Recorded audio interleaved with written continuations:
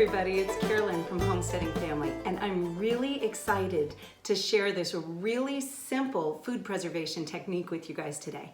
This is for preserving your culinary herbs in salt, salting your herbs. And I first learned about this method from Melissa K. Norris with Pioneering Today over at melissaknorris.com. So I asked her to come join me and show you guys how to salt your herbs. Now we're going to be showing you two different methods. I'm going to be showing you one method and Melissa's going to be showing you another.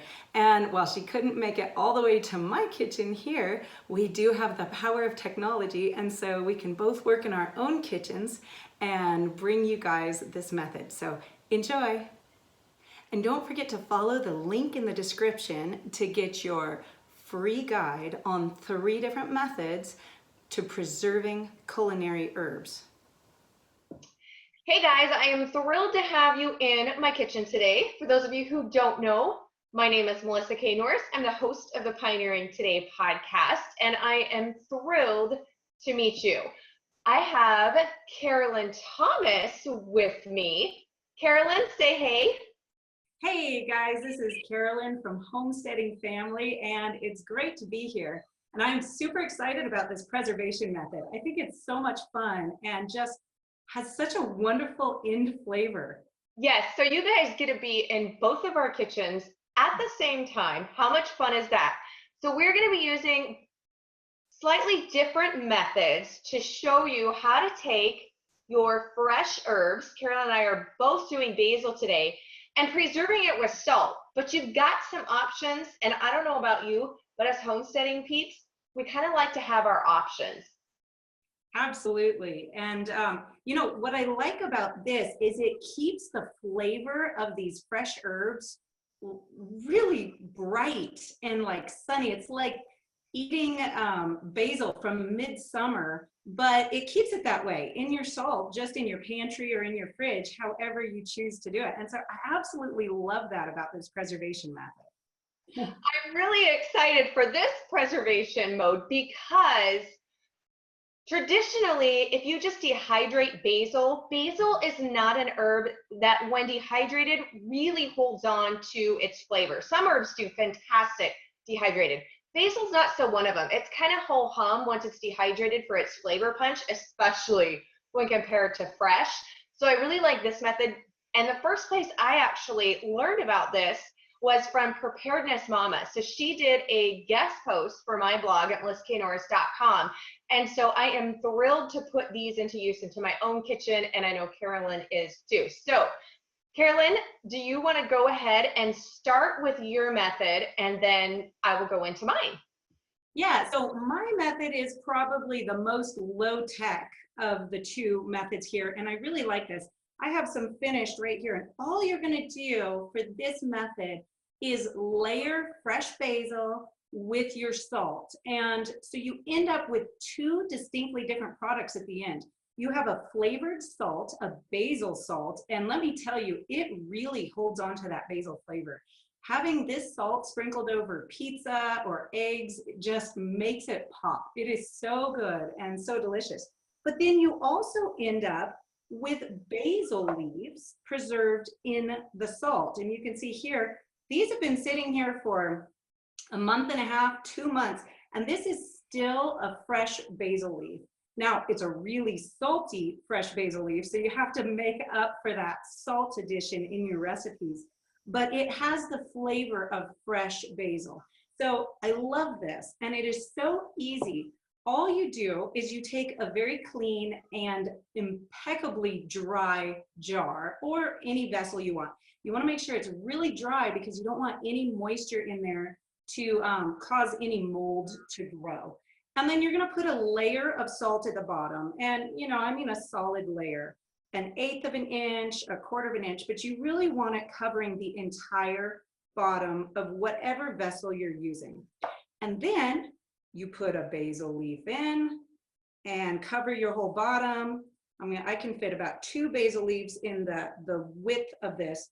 And then you're going to just sprinkle a little layer of salt on it. Now the key to this is making sure that you get a little bit of salt between every single layer of leaves. So it doesn't have to be a lot, just a little sprinkle.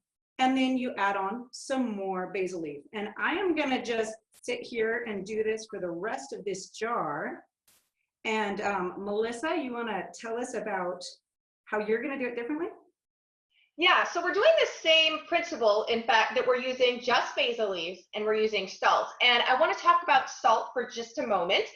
Carolyn and I were having this discussion right before we started hitting record for you guys. And what type of salt do you want to use? So you kind of have two options. The first is to use a canning or kosher salt that does not have any added additives. If you're using just regular table salt, oftentimes they will put in additives, usually anti-caking agents. And so you don't want to use just a regular table salt. You want to make sure you're using a salt that doesn't have any added additives. So we know that canning salt, and generally speaking, kosher salt is that. But I do have some canning salt, but the majority of the salt that we use in our home is, I like a salt that has all of the minerals and the nutrients left in it. So that is a pink or a sea salt. So this is real, Redmond's real salt. And we go through so much salt at our home that I get mine in a 10-pound bucket so that I've got it on hand.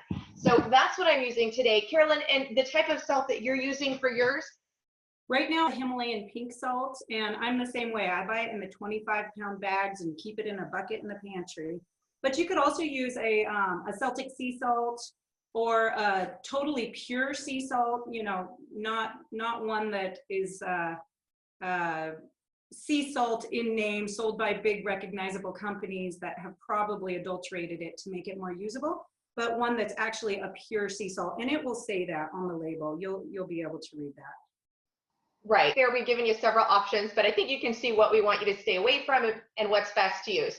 So for my method, we are going to be using, again, the fresh basil. So I just went and harvested this, and I lightly rinsed it off and let it dry just because it was out in the garden. And you want to make sure that you're using your basil when it's kind of at its peak. So if it's got a lot of rust spots, if it's really yellow, you know, anything like that, then you're not going to want to use that. You want to use it when it's nice, fresh, and bright green. So you're going to remove it from the stems, and we're going to just kind of roughly, coarsely chop this basil up for the method that I use. And we are going to be using a food processor. You could use a blender, you can use any type of grinder. So if you have like a coffee grinder that you use for spices, then that type of thing. But I find the food processor works really well. So you're going to chop these up, and I'm just kind of, as you can see, I'm not really doing them. I'm just kind of putting them to fairly small pieces, but I'm not too worried if they're totally uniform because it is going to be going into the food processor with the salt. But we want to have them chopped up into, you know, fairly small pieces before we go ahead and put them in the food processor with the salt, because we're going to be doing some rough measuring, and it's a lot easier to measure something, especially basil leaves when they're different sizes, when they've been chopped up a little bit. You get a little bit truer measure when you're putting them in a cup. So what we're doing today, so the great thing about this method is you can do this with as little or as much basil as you happen to have on hand. So this has been chopped up. So we're going to go ahead and measure this out. So with the fresh basil that I have here, we're actually going to do 4 parts basil to 1 part salt. So I've almost got a cup here. And because it is way easier for me to measure out a 1/4 cup of salt to a whole cup of leaves, we're just going to go ahead and quickly chop up the rest of these to get a full cup of your basil leaves. Now, I'm gonna jump in with a little tip for you that I learned, Melissa, on with cilantro, and basil falls into the same category, is that life is too short to strip the leaves from something you're gonna grind up. And I love that for these really tender stems. So if I'm gonna blend up or grind up the basil, I just leave the tender stems on. I take off the bottom thick parts, but I leave that on.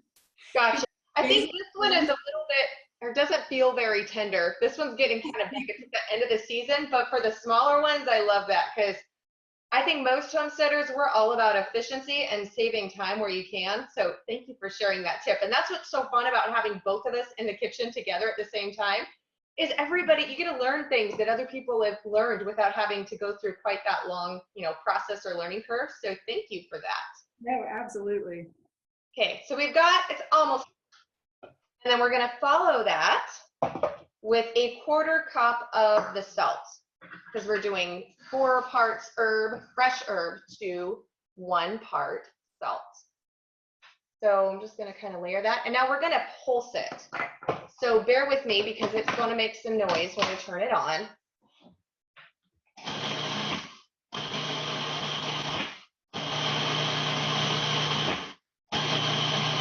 And what's fun about doing this, I don't know if you can see there with the camera on the food processor, is this actually is going to turn your salt. Oh my goodness, it smells so good, you guys. It turns it green. So it actually looks like basil salt because it's turned it this green color, and it's so aromatic. The smell of it is so good.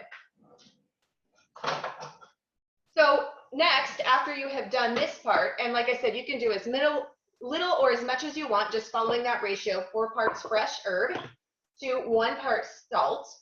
And so I've got a clean and dry mason jar here. You can use any, I prefer to use glass when I'm working with salt, and I just love mason jars for everything. It's just how our kitchen rolls. So this is because it was a fresh herb, right? This is going to be a fairly moist salt. So we're going to put it in our jar, and then you're going to want to put a lid on this, and you're actually going to store this in the fridge because we have such a high level of fresh herb to salt because we did 4 parts herb to the 1 part salt.